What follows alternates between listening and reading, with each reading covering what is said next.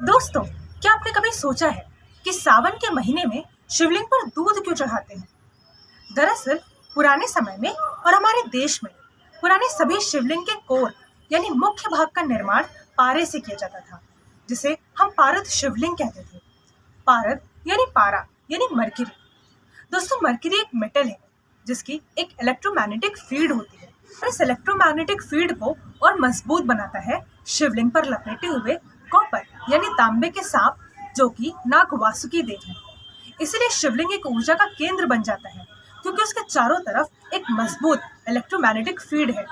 हम मनुष्यों के पास भी एक इलेक्ट्रोमैग्नेटिक फील्ड होती है, इसीलिए जब हम शिवलिंग के पास जाते हैं हमारा ऊर्जा क्षेत्र चार्ज हो जाता है। तो दोस्तों, चूंकि शिवलिंग के पास ज्यादा ऊर्जा है और हमारे पास कम, और ऊर्जा हमेशा उच्च स्तर से नीचे स्तर पर बहती है, इसीलिए हम शिवलिंग से ऊर्जा लेते हैं। और आप सब जानते हैं कि दूध या पानी एक इलेक्ट्रोलाइट है, अर्थात हवा की तुलना में अधिक तेजी से ऊर्जा संचारित यानी ट्रांसमिट करता है। इसीलिए जैसे ही हम शिवलिंग पर पानी या दूध डालते हैं, उससे शक्तिशाली कंपन यानी वाइब्रेशंस निकलती हैं, जिसे हम हवा की तुलना में अधिक तेजी से प्राप्त कर सकते हैं।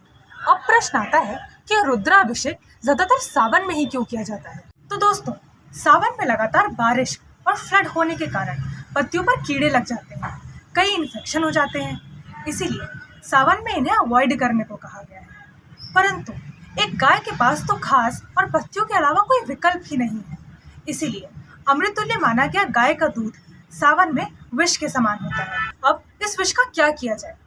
तब याद आती है उन नीलकंठ वाले की, जिन्होंने सृष्टि को बचाने के लिए पहले भी विष पिया है। तो अब हम इस विष को इन विश्वनाथ पर ही अर्पित कर देते हैं।